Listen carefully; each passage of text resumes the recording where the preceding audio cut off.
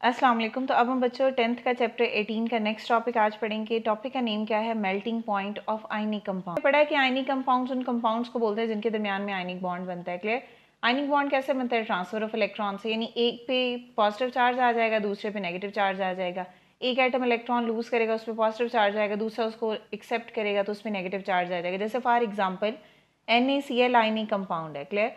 अब ये ionic compound में Na पे पॉजिटिव चार्ज है, Cl पे नेगेटिव चार्ज है। इस पॉजिटिव और नेगेटिव की वजह से इनके दरमियान में electrostatic force of attraction develop होती है और उसके बाद जाके ये NaCl कंबाइन करके इस तरह का एक स्ट्रक्चर बनाते हैं जिसको NaCl बोलते हैं। मतलब ये पॉजिटिव और negative electrostatic force of attraction जब डेवलप होती है तो ये बॉन्ड बनेगा। So this is called ionic bond. यानी हमने आयनिक कंपाउंड्स के मेल्टिंग पॉइंट से ये जज करना है कि कौन सा कंपाउंड ज़्यादा स्ट्रांग है। देखो, जितना ज़्यादा बच्चों मेल्टिंग पॉइंट होगा किसी आयनिक कंपाउंड का, इसका मतलब है वो उतना ही ज़्यादा स्ट्रांग होगा, बिकॉज उतनी ज़्यादा एनर्जी उसको चाहिए होगी बॉन्ड को ब्रेक करने के लिए। क्लियर? सो यहाँ पे देखो, very strong electrostatic force of attraction are present between the ions within the crystal lattice. यानी यहाँ पे अगर आप एग्जाम्पल बात करो NaCl की जो हमने पढ़ी हुई है, NaCl में क्रिस्टल लैटिस स्ट्रक्चर हमने डिटेल में पढ़ा है ना, तो इसने क्या बोला है कि ये पॉजिटिव और नेगेटिव है। इस पॉजिटिव और नेगेटिव की वजह से इनके दरमियान में अट्रैक्शन डेवलप होती है जिसको हम इलेक्ट्रोस्टैटिक फोर्स ऑफ अट्रैक्शन बोलते हैं। क्लियर? और ये दोनों इंडिविजुअली क्या हैं? आइंस हैं। क्लियर? अब जब very strong electrostatic force of attraction जो है प्रेजेंट होती है between the ions within the crystal lattice, तो इट मीन्स दैट इस इलेक्ट्रोस्टैटिक फोर्स ऑफ अट्रैक्शन को हमें ब्रेक करने के लिए ज़्यादा अमाउंट में एनर्जी चाहिए, बिकॉज जितनी फोर्स स्ट्रांग होगी एनर्जी उतनी ही ज़्यादा रिक्वायर होगी उस फोर्स को ब्रेक करने के लिए। Clear? So a significant amount of energy is needed to break this force. अब वो जो सिग्निफिकेंट अमाउंट ऑफ एनर्जी हम उसको देंगे उसको मेल्टिंग पॉइंट बोलते हैं आयनिक कंपाउंड का। Clear? So melting point of ionic compound are generally very high. यही वजह होती है कि आयनिक कंपाउंड्स के दरमियान में electrostatic force of attraction strong होती है। उन बॉन्ड्स को ब्रेक करने के लिए हमें एनर्जी ज़्यादा चाहिए होती है। यही वजह है कि आयनिक कंपाउंड के मेल्टिंग पॉइंट बच्चों ज़्यादा होते हैं। ठीक? सो फॉर एग्जाम्पल मेल्टिंग से होता क्या है? मेल्टिंग एक प्रोसेस होगा जिसमें आप जो है वो हीट करोगे किसी भी प्रोडक्ट को। मेल्टिंग में होता क्या है कि जो अट्रैक्टिव फोर्सेज हैं वो ब्रेक हो जाती हैं। जब अट्रैक्टिव फोर्सेज ब्रेक हो जाएंगी तो आइंस क्या हो जाएंगे? फ्रीली मूव करना स्टार्ट कर देंगे। क्लियर? तो melting point of ionic compound है बच्चों वो इन दो चीज़ों पे डिपेंड करता है। सबसे पहले चार्ज प्रेजेंट ऑन आइन, यानी आइन पे चार्ज क्या है। अब हम यहाँ पे बच्चों जब बात करते हैं ना NaCl की, तो NaCl के केस में Na पे चार्ज होता है पॉजिटिव, Cl पे चार्ज होता है नेगेटिव। इसके अलावा कोई और आयनिक कंपाउंड लो, जैसे यहाँ पे एग्जांपल है MgCl2, और इसको अगर आप आयनाइज करो तो इस पे चार्ज क्या होगा? Mg2 पॉजिटिव और 2Cl नेगेटिव। तो यहाँ पे देखो कि जो मेल्टिंग पॉइंट है वो डिपेंड किस पे करता है? सबसे पहले चार्ज प्रेजेंट ऑन आइन, यानी आइन पे चार्ज कितना है। दूसरा साइज पे। तो जाहिर सी बात है ना, जिस तरह का अगर साइज बड़ा होगा या साइज छोटा होगा। क्लियर है? और दूसरा क्या है? साइज पे। जितना हायर चार्ज होगा, क्लियर, जितना चार्ज ज्यादा होगा किसी आइन पे, इसका मतलब है कि उसका साइज उतना ही छोटा होगा। अब फॉर एग्जाम्पल इस केस में बच्चों सोडियम की अगर आप एग्जाम्पल लो तो सोडियम से सिर्फ एक ही इलेक्ट्रॉन निकला है। जब आप मैग्नीशियम की एग्जाम्पल लेते हो तो इससे 2 इलेक्ट्रॉन निकलते हैं। और हमने पढ़ा है कि जब आप पीरियड में मूव करते हो तो साइज क्या होता है बच्चों? डिक्रीज होता है। तो इट मीन्स दैट मैग्नीशियम का साइज छोटा है। क्यों? क्योंकि मैग्नीशियम का चार्ज क्या है? ज्यादा है। तो जिसका चार्ज ज्यादा होगा, साइज छोटा होगा, तो जाहिर सी बात है उसको मेल्टिंग पॉइंट भी हायर होगा। क्लियर हो गया? जितना ज्यादा हायर चार्ज होगा साइज उतना ही स्मॉल होगा, फोर्स जो है वो उसकी स्ट्रॉन्गर होंगी, तो मींस मेल्टिंग पॉइंट फिर क्या होगा? हायर हो जाएगा। इसके बाद नेक्स्ट टॉपिक है बच्चों conduction of electricity bye ionic compound. Clear? ये जो आयनिक कंपाउंड है इससे इलेक्ट्रिसिटी कैसे प्रोड्यूस होती है, कैसे उसमें कंडक्शन होती है, मूवमेंट होती है आइंस की, फिर इलेक्ट्रिसिटी कैसे प्रोड्यूस होती है।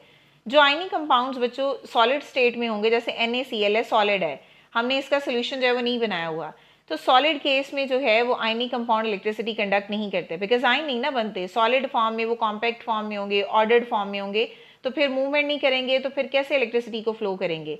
सो मीन अगर आयनिक कंपाउंड सॉलिड फॉर्म में है तो वो इलेक्ट्रिसिटी को कंडक्ट नहीं करते। रीजन क्या होता है कि इनके पार्टिकल्स के दरमियान में स्ट्रॉन्ग इलेक्ट्रोस्टैटिक फोर्स होती है जिस वजह से वो मूव नहीं कर पाते। जैसे फॉर एग्जांपल अगर ये सॉलिड है तो इस तरह ये है पैक्ड होते हैं, ऑर्डर्ड फॉर्म में इस तरह बच्चों अरेंज होते हैं। यानी अगर आप चाहते हो कि आयनिक कंपाउंड जब वो गुड कंडक्टर ऑफ इलेक्ट्रिसिटी हो जाए तो आप क्या करोगे? उसकी मोल्टन स्टेट में उसको ले आओगे, यानी आप उसको डिजोल्व कर दोगे वाटर में, तो सोल्यूशन बन जाएगा और सोल्यूशन में से इलेक्ट्रिसिटी पास हो सकती है। ठीक है?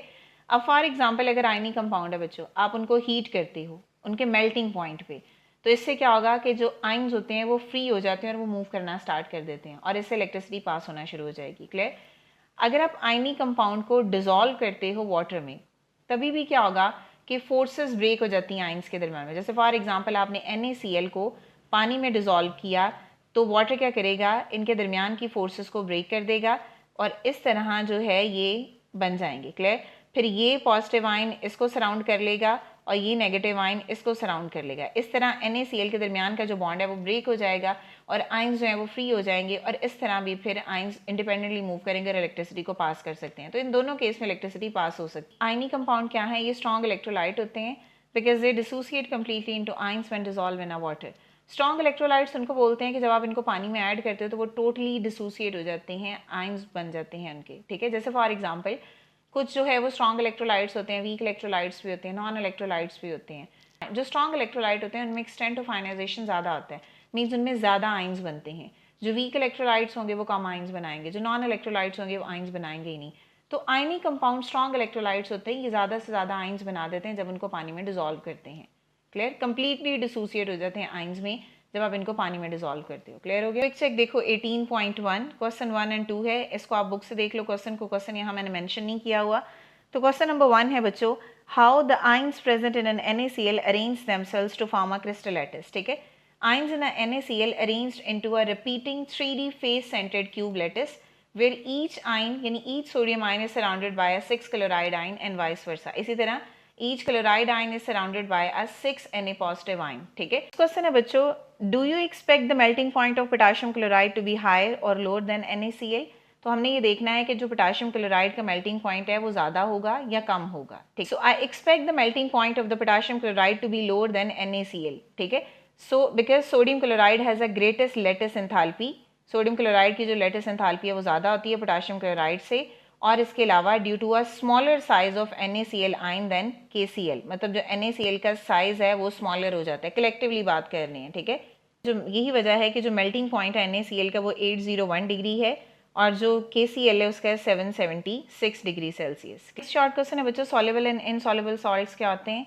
तो सिंपली सॉल्युबल सॉल्ट्स वो होंगे जो पानी में आसानी से डिजॉल्व हो जाएंगे, इनसॉल्युबल वो होंगे जो डिजॉल्व नहीं होंगे। क्लियर? सॉल्युबिलिटी क्या होती है कि ये जो सॉल्युबिलिटी होती है ना बच्चों, वो दो चीज़ों पे डिपेंड करती है, एक तो नेचर ऑफ सॉल्ट पे और दूसरा टेम्परेचर पे।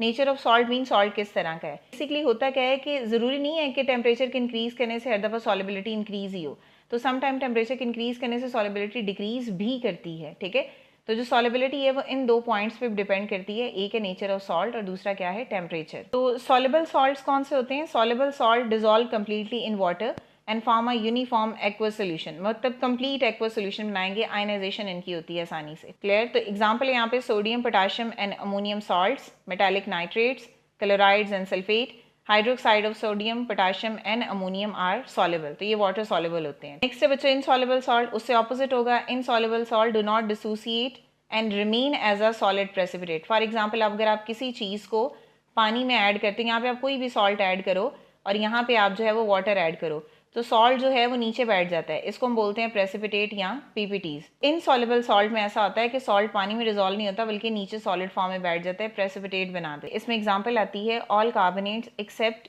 Carbonate of sodium, potassium and ammonium insoluble in water. ठीक है, तमाम कार्बोनेट सॉल्युबल होते हैं सिवाय इनके। इसी तरह क्लोराइड ऑफ सिल्वर है, लेड है और sulphate of barium and lead है, तो वो इनसॉल्युबल होते हैं वाटर में। ठीक है, अब जो हाइड्रोक्साइड हैं सोडियम के, पोटेशियम के या अमोनियम के, वो सॉल्युबल होते हैं वाटर में, बट कैल्शियम हाइड्रोक्साइड है वो पार्शली सॉल्युबल होता है वाटर में, और बाकी जितने भी हाइड्रोक्साइड है वो इनसॉल्युबल होते हैं वाटर में। ठीक है, तो ये बच्चों जो सॉल्युबल इनसॉल्युबल सॉल्ट का टॉपिक है इसको अपने शॉर्ट क्वेश्चन के रिलेटेड तो याद करना ही है, लेकिन इसमें से MCQs भी आ जाते हैं। ठीक है, तो नेक्स्ट है टेबल 18.1 में आप जितने भी सॉल्ट्स मेंशन है वहाँ पे लिखा हुआ है सॉल्ट कौन से हैं, कौन सा सॉल्युबल है, कौन सा इनसॉल्युबल है, तो आपने उसको अच्छे से याद कर लेना है, वो MCQs में आ सकते हैं। तो ये था बच्चों आज का हमारा टॉपिक, आई होप कि आपको क्लियर हो गया होगा। अगर स्टिल कोई भी क्वेश्चन है तो आप कमेंट कर सकते हैं। नेक्स्ट वीडियो तक के लिए अल्लाह हाफिज़।